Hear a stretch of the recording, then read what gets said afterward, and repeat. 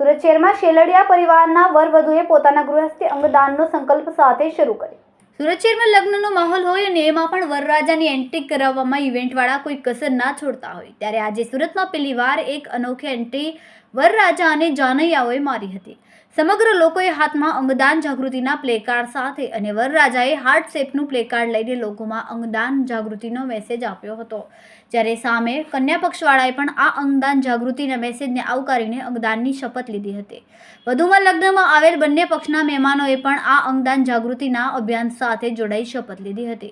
વધુમાં વરરાજાની કંકોત્રીમાં પણ અંગદાન અભિયાનનો મેસેજ આપીને સમાજમાં એક ઉત્તમ ઉદાહરણ પૂરું પાડ્યું હતું। સુરત શહેરમાં શેલડિયા પરિવારના પહેલા લગ્ન હશે, જેમાં લગ્નની શરૂઆતથી જ અંત સુધી અંગદાન જાગૃતિના અભિયાન માટેના તમામ પ્રયાસોની પહેલ કરી હતી।